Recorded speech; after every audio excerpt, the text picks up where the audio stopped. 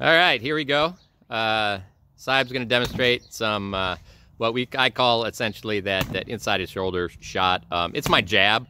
We do a lot of jab work. I use this as both. You know, I know we hear a lot of people talk about not throwing a shot that you don't believe is going to kill a person. I tend to agree with some of that, but I throw a lot of shots even sometimes that may not kill somebody but make them think, and then I'll double tap them. So we're gonna try to break this shot down for you. Let me set up some things and we'll go from there. All right, so Louis is demonstrating that shot is driving, that hand is driving towards the head, and you can see that it actually breaks across the front of the person. The hand's breaking, but the top of the sword's hitting the top of the head. You have to remember that we're not hitting people with our hands. We're hitting the people with a weapon. The top of that weapon is the key part of that weapon. We go back down to the feet, and just like throwing that leg shot, you can see that Louis turning that foot out. He's turning the hip straight towards his opponent. Right there, you can see that hip is driving almost to his opponent's left shoulder. And you can hear that smack on the head, and we'll give you a shot of how that works with the pull. I'm going to give you one more from this angle. There we go. And you can see that feet, just that hip pushing and the feet breaking. That's kind of key to this. In this position here, you can see we put the Pell like where the shield would be. And you see that we're like covering one eye fundamentally. And then Louis throwing, the hand's inside that shield, but the tip is breaking behind it. And we'll give you that show from behind. There we go. You get a little glare here, but you can see that the tip is kind of rolling right behind. Here we are. Try to get a better angle. See how that tip breaks? And again, from this angle, you can see he's pushing that hip right across. All right, folks, we're back. You can see now we got our a live fighter in front of us. Saib put her helmet on, so of course we can strike. You can see she's in very good defensive position. If we're looking right at this, there's a small gap which comes with what people call the A-frame. We'll talk about shield stuff later. There's a little bit, you can see if I'm shooting at the eye level, you can see the little top of the head, but if he throws that sword outside that shield, she's going to pick that up. Go ahead. And go ahead and drop and block it. So throw it right at the top. That's it. Now block. Yep. Good. You can see that becomes relatively a small space that easily picked up in just a ducking motion. Not so much you even have to move your shield. So in this case, he's going to throw this shot again. There's a very tight gap in here, and I'm going to give you so you can see it. And Louis, go ahead and throw that shot. And he's going to push right there. There you go. You can hear it hit. If you come over here, this is what we're seeing still. You can see that hand is actually inside when the sword turns. There's the key of this whole thing. There's a little lift. You can see Louis do this. He's gliding forward first a tiny bit, and you can see that on his hips. Watch his hips move forward, and then he breaks at the end, breaks very high, so his opponent can't see it. I spent like 30 years letting people do that to me with rattan, by the way, and I would suggest not doing that. My friends are smart and wouldn't fight me anymore or put practice on me because you will get headaches and you will get concussions. So you just have to be very careful. In the last probably 5 or more years, we've been using a lot of foam to do this. We've used, that's why Louis is not hitting her with a log here. He's hitting her with a piece of foam. We make essentially almost like youth foam stuff. We actually pulled it from all our buddies over in Belgard and those guys. They make very nice swords, so we use their same foam. They last a very long time. And we use it for practice all the time. There's nothing to replace the rattan and the weight of rattan, but technique and practice can be done with safer weapons. So what we do is we rotate, and we spend more time on the foam to get good technique, and then less time with rattan when we're just practicing. And it also takes a lot of stress off your shoulder from throwing things. So, but remember, in the end game, you have to practice with your rattan. You have to get used to it. And if you're having troubles with that, and then you need more rattan time, and that's just the way it's played. So hopefully that helps a little bit. We're going to go through some more stuff in a second. So we're just going to kind of close that one up with some details. You know, that was pretty fundamental. It's a little different of a shot. It's not your standard flat snap. There's a lot of breaking hand in there and fingers that we have to talk about, and this is where I'm going to talk about a little more detail, so that this is not stuff I think you're going to do right away, but it's stuff I want people to think about when they're actually throwing it. One big piece about this is we were throwing this in a range that we have to just shift, almost rocking chair, our movement with our hip. This is not rocking chair with your shoulders, where your shoulders are forward and back and you're changing upward and downward angles. If you look at my sword, I am pointing down, now I am pointing up. That is exactly what you shouldn't be doing. Here, I'm keeping nice and straight, that back and body is straight. Even back here, that back and body is straight. So my sword position is not changing, my elbow position is not changing. So there's one piece to be careful when we're just closing this range. This is relatively far away from, a lot of people think, there we are. There's still about 4 or 5 inches probably between me and my opponent here. But now, just by shifting, you can see I can probably get another 2 or 3 inches. I'll push this out as far as I can. So here we are. You can see I'm not even close to the shield. This is going to be pretty close. So, but now, that's fall in. So it's probably about 2 inches too far. Try it again. Here I am still in front of the shield. Here I am touching. Here I am again. Here I am all the way back. So you can get this feel of how much distance we're just changing with our body. This is the big key here, is the understanding of controlling that distance, and then with that distance you're able to manipulate your opponent. So back to just this perfect range where you can just lean in a little bit and throw and then lean out. In here, there's lots of ways to throw this shot. As we saw before, we're just leaning, hand, this elbow breaks inside your body. A lot of people want to think it's all in the top of the sword, but one thing you have to be very careful of is that you're not driving at a 45-degree angle with your throw. This throw is actually cocked into your body here. So this elbow comes here, and then there's a strike out here. Because if I come at an angle, that shield's going to be in the way. When you throw an angled shot, that shield's going to pick it up before. Again, we're not trying to get to a place where that shield is in the way at all, and that becomes our key. So here we are.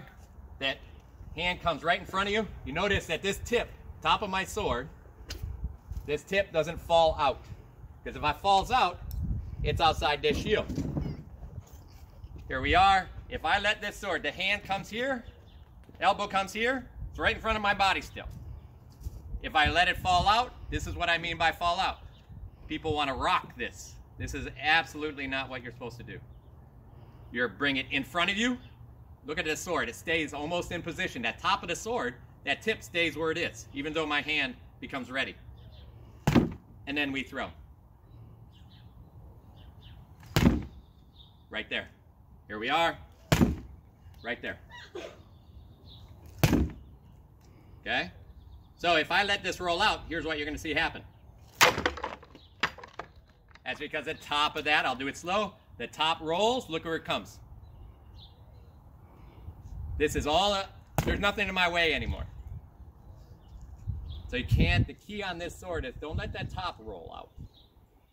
All right? There's a couple good ways to make sure. The pole in front of you is a great way to make sure.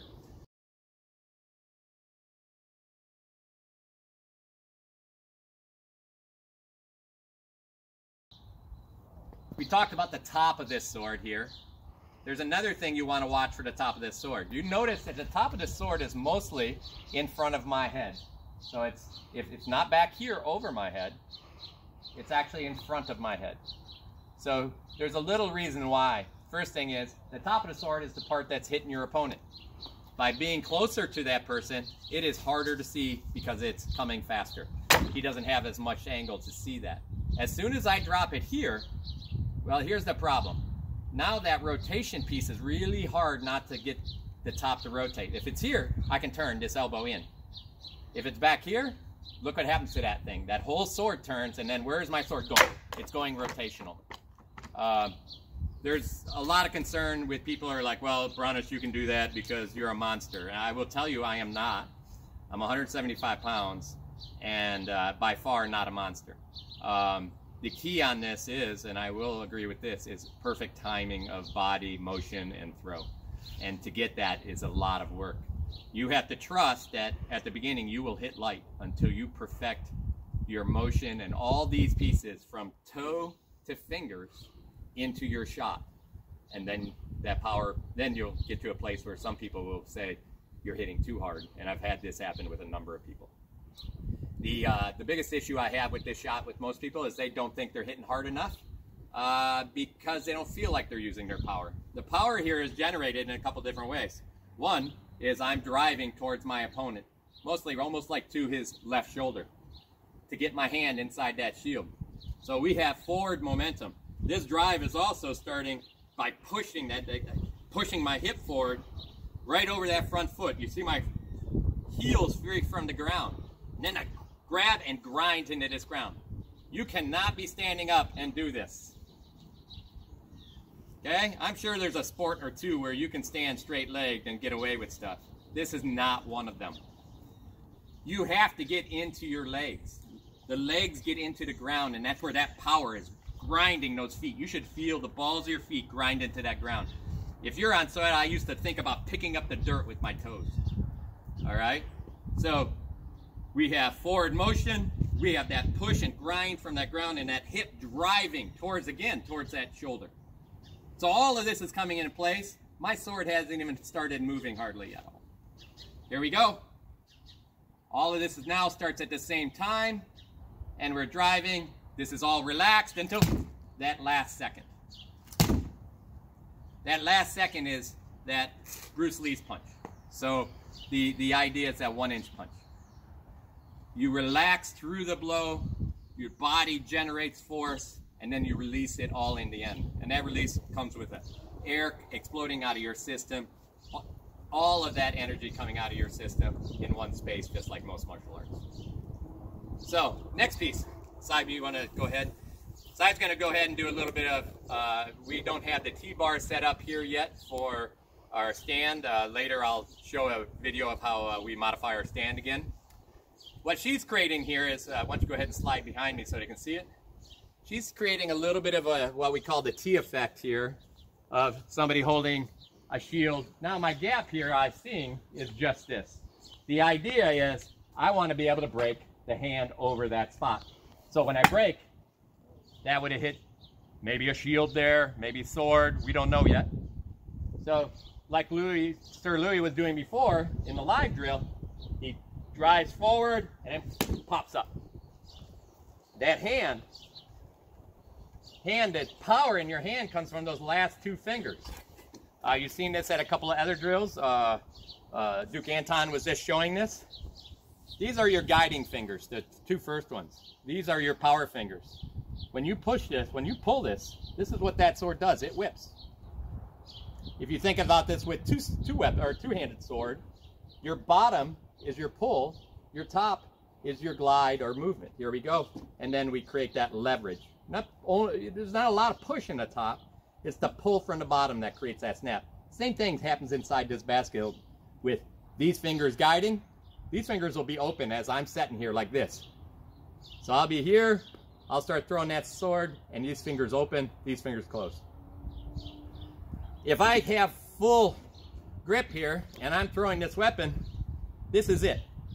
My full grip, this is the angle of the sword I can throw. I'll get over here. There's my angle. This time, I take these. I'm here. Let them go. Look at that angle change. This allows the sword to change an angle that your opponent may not think it can change. This learned way back, thanks to Duke Gareth out of Merdier's. He used to hit me with stuff that I'm like, there's no way I was blocking that. I'm sure lots of people from back then remember that scenario. Finally could figure that out, and it's that breaking fingers in here. Changing the angle of your fingers and hand at the end of a blow takes your opponent that has far less time to think about, now where is that turning. So we'll show you in this example. Again, here we are. If I throw this shot normally, there I am. If I break it a little bit, now I'm getting some partial contact. Now I'm hitting. So all I do is shift and then turn it up. And turn it up. Okay? There we are. Still have to shift forward low. So don't want to drive this angle. That's not the straightest path to your opponent. Straight, pop. Get right on those toes a little bit. So, again, this is a timing thing. That power will come off this because you're getting on the toes a little bit. I will tell you, you look at people like Duke Valharic and such, people talk about if you're not on the ground, you can't get power. I've been hit by Valharic's jumping wraps, or the flying jalapeno, as some of us called it back home. And they have enough power, I trust me. All right? So we have another example of how that power is created. Sir Louis is going to show and talk a little bit about this. I like his explanation of it. Stuff I don't necessarily cover all the time, so it's nice to see other people cover it and with the same styles that we are. He talks a lot about that push hand right to the center and how that power, the hand going through the center generates that energy. So when we throw our shots, we can't get a lot of power pushing from the outside. All of our shots are going to come through the middle. And when they come through the middle, that's where you can generate the most power. So a good visual to think about is if you're going to shove somebody, you're going to get in here and you're going to shove them from the inside. You're not going to be able to reach from the outside and push them, but you're going to reach from the inside and you're going to be able to shove them that way. So as our shots come towards somebody, they're all coming through the middle, and at that point you can throw a shot to any direction. You can throw a shot to the leg, onside, offside. They're all coming right through the same points where you are able to generate the most power and control. And if every shot comes through that same point, then control is going to be easier to maintain. So that was a really good example, and I was talking about power earlier. The reason why we're generating power, like Sir Louis said, is because we are driving directly at the opponent now. We're not driving rotationally across the opponent. We are driving directly at that opponent. I do this by showing people to take their hand outside their body sometimes and try to push somebody sideways. It's very hard to push somebody sideways because their balance isn't there. But then if you put your hand directly on their chest and you push forward with that, it becomes very easy, and you have to use far less power to create that push. So in most of what we're doing, we're always trying to push directly at the opponent so that we have minimized the amount of effort we have, but maximize where all of that energy is pushing through. There was somebody else that talked about this kind of like a hose. So if the water's spraying out your hose, the way to get the most water on your opponent is always pointing directly at your opponent. As you're pushing at that opponent, instead of whipping that hose around and swiping through him, if I always keep that hose on him, all that power is coming out and hitting your opponent. So this is a kind of a way that energy is created from a shot that doesn't feel like you're essentially creating energy from your shoulders, because we don't use those as much in this. We use all of that forward motion to create energy. Hopefully that helps understand. Thank you, Louis.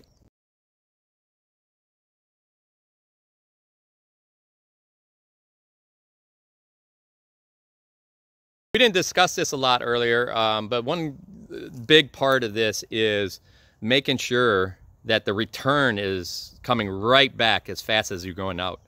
Duke Sean talks about this all the time and really focuses on it. A big thank out there for reminding me. But because that sword's going across the center, as you're throwing it, you're defensive because the sword's running the center line, that fastest line for your opponent to hit you. As it's coming back, it's crossing the center again, going back to the throwing stance that you start from all the time. There's a key that you will go back to the place where you're most defensive and most ready to throw the weapon again. So the good place is you have defense going in on the throw, you have defense coming out on the throw. When you throw that downward angle, then your sword's down, you have a rotation to get that sword back up into position. That could take longer and does give your opponent some opportunity. All right, guys, here's a little bit of practice we're doing. This is, we found that the hip was turning a little bit early, so now we're trying to get it into that quick, fast snap. If you notice now, Amanda's back is trying to stay as far back as possible. Look at how her hips, go ahead, she rolls forward and those hips, so those are the hips back, those are the hips forward. Watch as she transitions over the toes of her feet, and that hips keeps up. See, there she leaned forward again. Right? So that's when you lose. There you go. If you keep those hips forward, you don't lose balance nearly as fast. So be careful on that. What Louis is doing here is making sure that the return is nice and fast. There you go. All right, this makes sure that that return goes back to where it's supposed to be. You can actually start increasing that speed of the return on a timing. There you go, good. So now Louis is actually throwing before she's almost all the way done. Again, you can see how fast that, watch her body. See how nice and straight that is?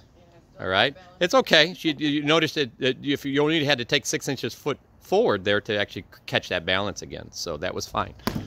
So here we go. A little bit of a, there you are. Here's what it looks like. There you go. She's always bringing it. Look how fast, how comfortable. So it's right back. You see at the end, it's glide, throw, and smack and bring it back. See how fast that becomes? Get another shot right here. There you go. There you go, good.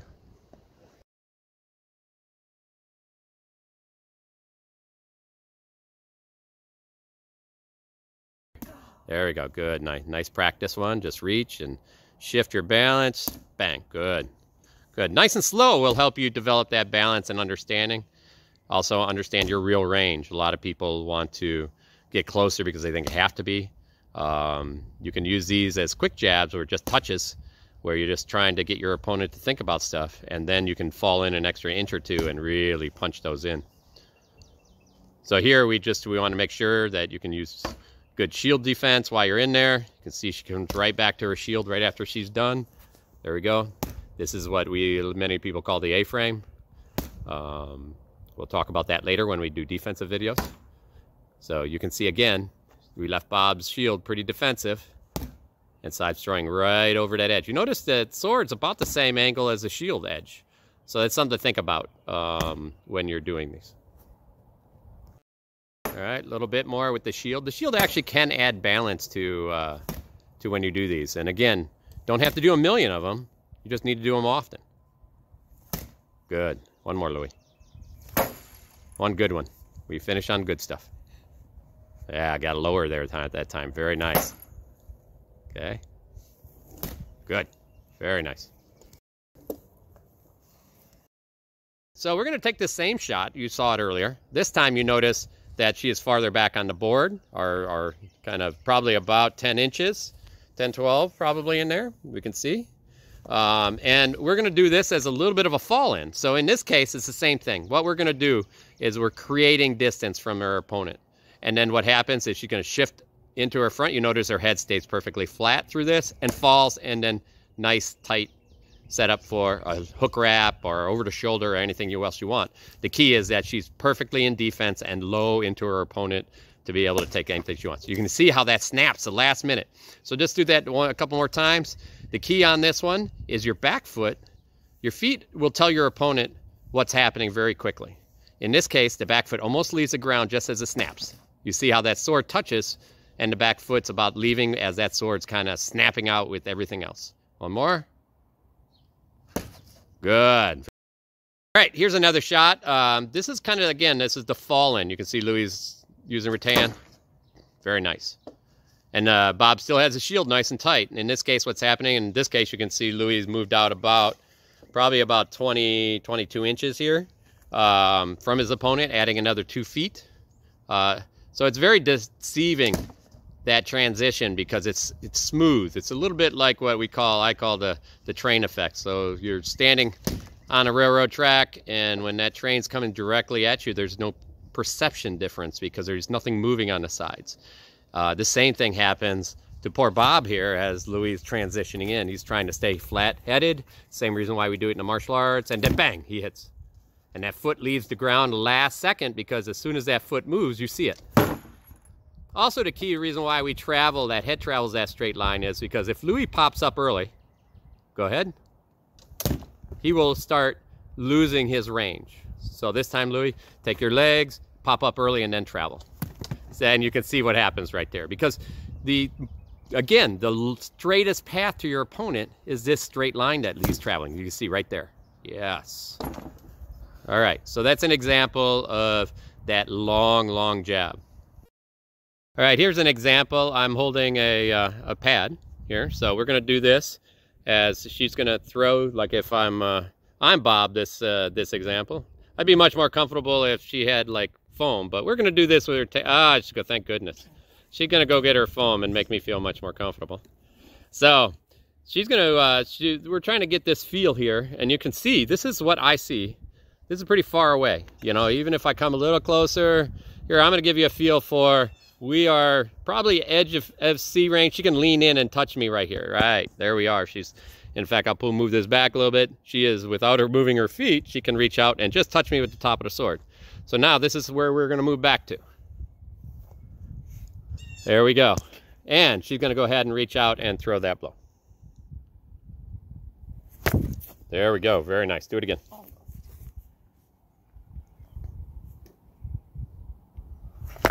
Good, very nice. One more time. Very nice, good. Go ahead. Think I'm recording. There we go, one more. This kind of gives you a feel for where the sword is coming. There we go, very nice. One more. You can see he's gonna fall into Bob here. So that changed, and go back to where you were so I can show them. This will give you a feel on the board where how much farther he is, about 22 inches farther out. All right, hopefully that helps a little bit on the fall-in shot, and we're gonna work on a few more.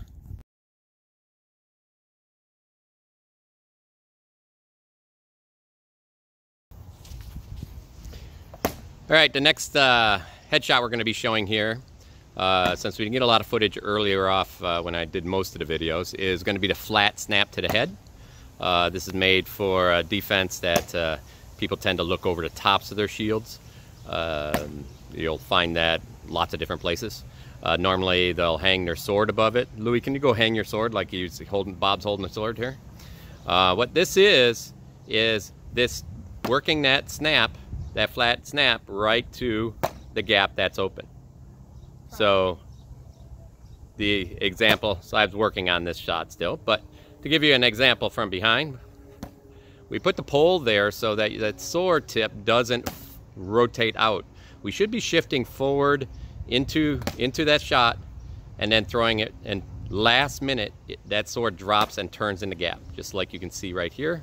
Last minute the sword turns into the gap, that hand breaks down a little bit so that the edge is on, and then it comes right back. So this is a nice drill to have something standing in front of your Pell so that you can actually throw above it and look at that perfect gap. And again, the pole here is if she swings this early and the tip rolls out, that's what the pole is for. So you can see the example of how we use the tools here to make sure that these shots look good. So my suggestion is that, just like with any other Pell work, that it's not the power on the Pell that we're really looking for, it's technique.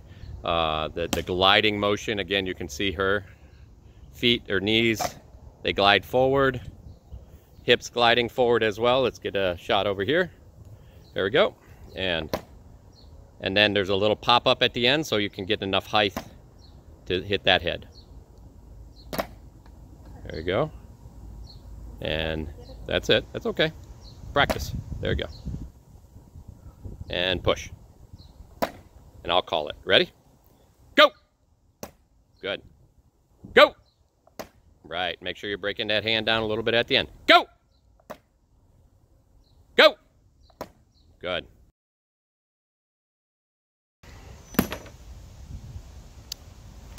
All right, here's another example. Sir Louis is doing this shot this time. Again, you can see we have the pole in place. Louis is having the gliding feet. There you go. Get down back into those legs. There you go, nice and relaxed. And then snap at the end. Get that hand up at the end. There we go. I'm gonna get something from behind here. There we go, ready, Louis? And push. The idea is that hand has to really kind of break down at the end into the head, and the hand breaks up almost to about head height, or at least chin height, to make sure that tip can actually go horizontal a little bit. Very good. So, again, the idea of this shot is that it's the same looking shot as we normally throw. So here is the straight jab to the head. This angle is here, and then we break this hand slightly at the end. In this scenario, we push the same way. He can't tell if we're turning it to just an angled jab. Could even be a push offside, or if that gap is there, we're going to push and we're going to throw it right in the gap, just like that. If you're having difficulties, do this really slow so you can get the body dynamics of this, so that you know the exact angles that you need. And then you can pick up some speed.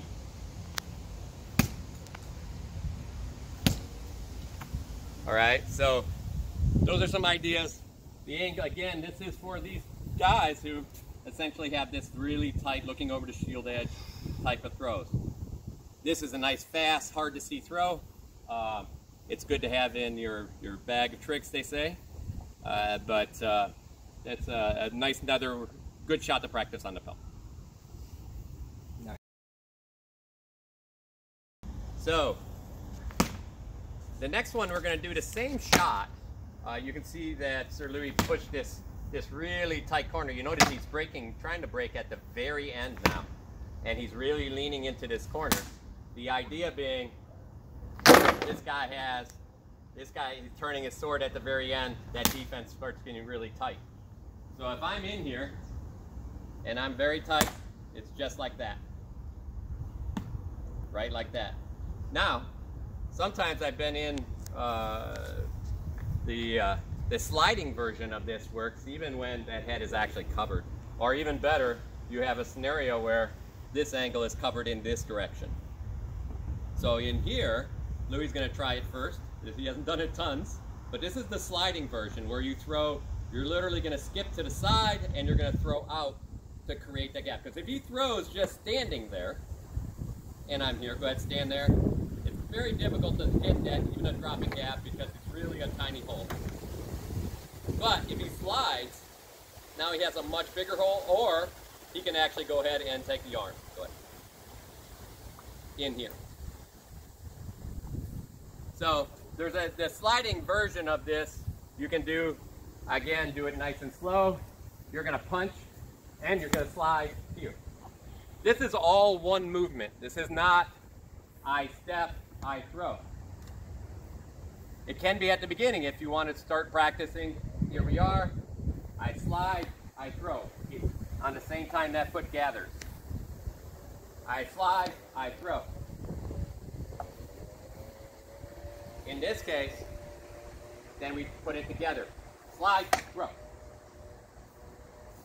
Body up. Slide, throw. Louis is getting really tight. Now you can also see this. There's also another way. So go ahead and put it there. In this case, I got two opportunities. I can try to hit it in here. It's very difficult.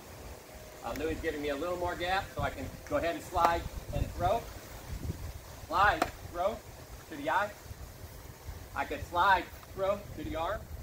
If that sword starts dropping down, because I pull it down, I'm going to slide and throw, and I'm going to throw above the sword. Okay, one more time. Okay, so the idea here is you can break your hand at multiple angles. Most of the beginning of the shot looks all the same. it's the end of the shot that you want to change this up. This might be here. This might be up here. The slide allows you to clear over a different angle on your opponent where you see the gap is larger. If I'm standing right here, that gap gets really small because we have this angle in the way, a sword over, the sword could be crossing in here, the angle gets much smaller. Again, start this slow, start it with foam, practice it, and then build up to full speed. Accuracy is key.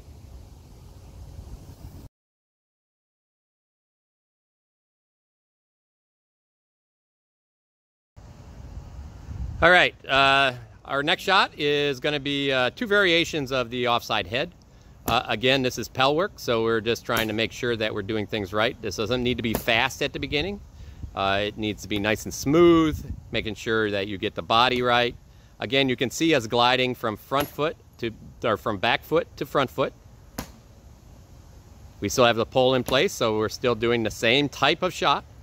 But this time we're going to break it down and off to the offside. So here Sir Louis is giving you an example. Again, he's shifting forward and then he breaks. Shift forward, breaks off to the head.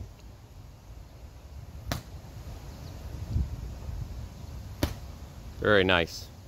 Give you one more shot of this so you can see. The idea would be to try to hit almost behind the ear area. You can see Louis reaching for that. And here's from the back here. There we go. You can see Louis striking and that sword kicking over. The key on this one is to make sure that that hand turns down at the end. Otherwise, you'll be throwing a flat blow all the time. You can see that's a flat blow because his hand's up, his hand's down now. So that wrist has to break down and that power turns in, which is also good.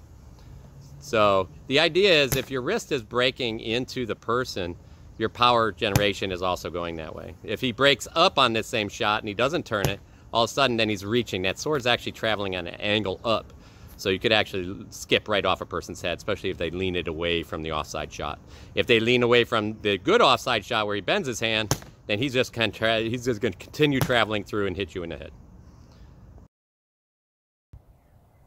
All right, so this is an example of the offside on a live opponent. Later we're going to go through some moving Pell work or moving opponent work. That's hopefully we transition from Pell to moving Pell or moving target to fighting, and we're going to show that transition in another video, or maybe at the end of this video. So there's this quick offside head that we're talking about, where we're just throwing, and we're trying to follow. The higher you break, the easier it is to their sword starts breaking. You hit down in here, that's going to be a hard block. So even if you're throwing it wrong and you hit here, they can block it because it's farther on your sword. So in this case, what's happening, I'm hitting it up high, bang, right across that side. Again, trying to reach and hit him in the ear. Right, here we are, bang. I'm trying to almost hit him in the back of the head. Go ahead and get a good stance. Good, bang, right there. So again, I'm pushing it here. I'm almost pushing in this line. So my body's turning just like before, and I'm leaning in just like before, but instead of this, bang, I'm throwing it here. This is an example, get right behind me, of an opponent that essentially makes that shift to tighten for this shot. Here I am, and he's tightening. Tightens his sword and his shield in. Go ahead and block that center line. You can see he's tightening that. So now I start, bang, and then I turn. Bang, right there. So it's the same line. Here, bang. Then over and around that sword. So this is also used if that opponent has his arm up a little bit. If this tip is over his head, that elbow starts appearing. So the same thing I can throw, instead of throwing it up here, bang, I can throw it out here.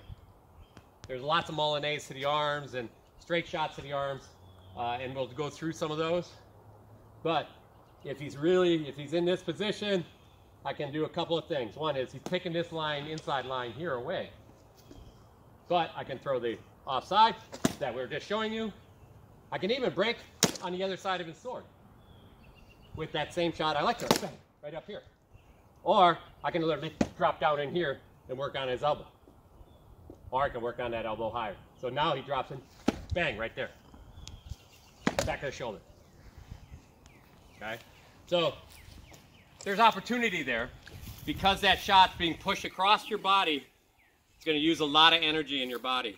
You'll make it, that energy is wasted in your body, not on your opponent, unfortunately. Many times those shots don't come in nearly as hard unless you're much closer. Louis was just talking about how we're going to have to talk about the range difference. If I'm much closer, here I am, then I can almost have to create some distance here because I'm too close to break that sword. Even if I do this, I'm almost too close. So what I'm going to do is I'm actually going to lean back a little and then throw it. Here I am. I lean, instead of leaning forward, I'm actually going away a little. Okay? And that same thing could go for that elbow. Right here, or here, or back of the shoulder. Right? So the idea is you have some opportunity in here, back of the head. But these ranges, and if I'm way out here, I'm like, well, this is a really long range even for me for an offside. But if I can pull him down here, oh, it creates a little opportunity up there. Hey! Slip my foot a little bit. Do that one more time. Again, long range. I'm going to pull him in here, twist his body down, and it's out there. And we can do that to the elbow as well. I want to pull that arm up. There we go. You can see how he pulls up into that corner. Bang, right in there. Well, that's terrible. Let me do it one more time.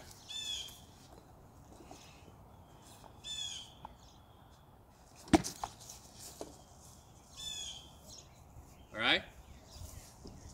Last one. I'm going to stop on him this time a little bit.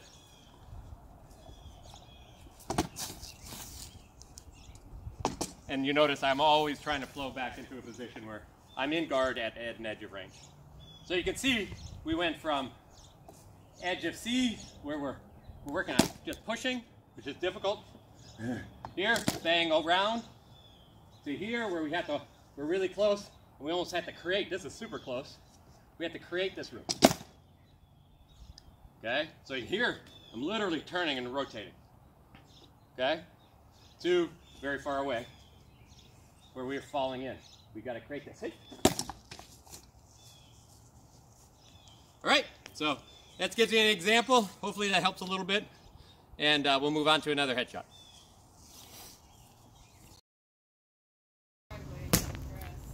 Mm-hmm.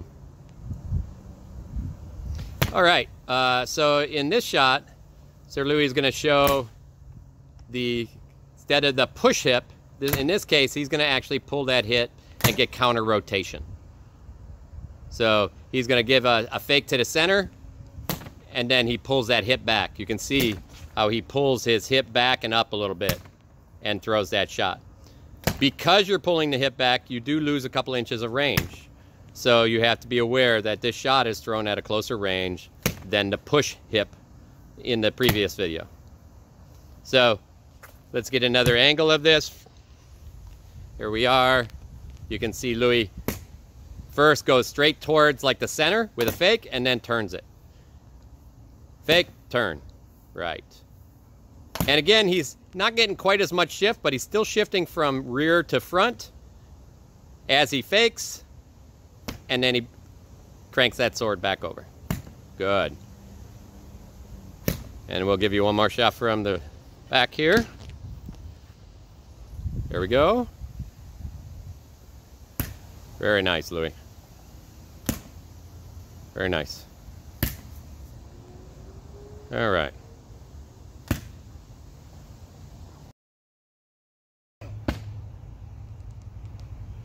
All right, here we have my squire's side. She's going to be doing that same shot.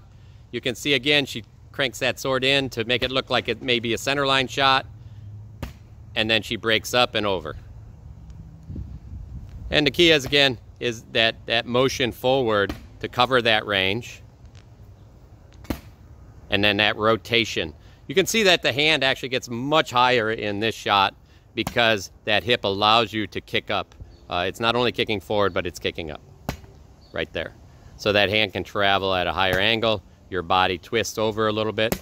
One key in this is be careful on that leaning body because your shield is going to go towards the ground, so that could leave the top of your head open for them to throw underneath your sword at the same time.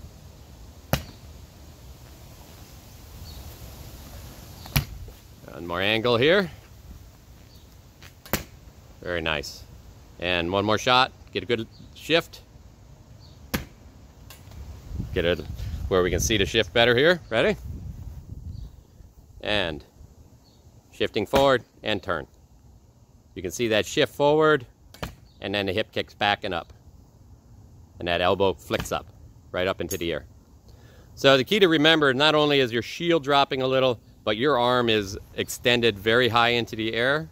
So be very careful. This is one of the reasons why you don't want to necessarily throw this shot against lefties too often. We always like throwing offside shots on lefties, but when that arm is up in the air on that, his sword is on that side of the body. Oftentimes they wait for that shot to be thrown. So be very careful about that.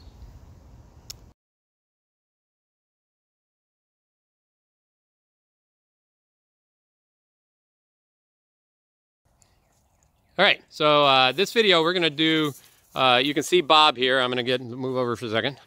So Bob's in that hand over the shield guard right there, kind of just picking up hand blocks on either side of the shield for headshots. So we're gonna show a little different shot here. Saib's gonna go ahead and show what we've been working on. So in this shot, she's gonna try to same kind of look as ours, but then, so she starts driving towards him just like normal, and then she breaks that hand out at the end to try to find, yeah, and you can see it kind of slips behind the sword and hits it to the head.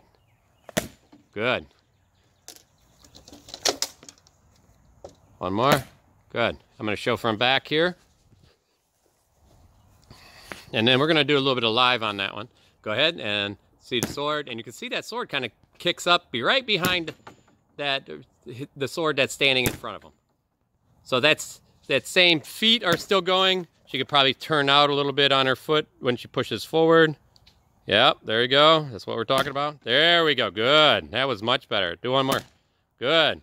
Let's see that one from me. So now you can see how it's actually striking with a little more power because she's able to rotate that hip in and really make sure that hand's turned down. So the wrist does have to break down a little bit at the end to make sure your edge is on the head.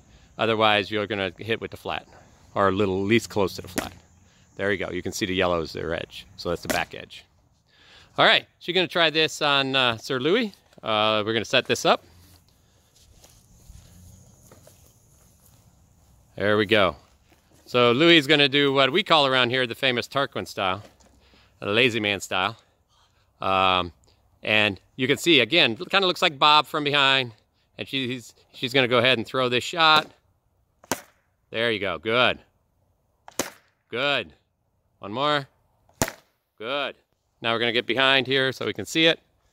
And we're going to make Louis actively block in a second or two. Good.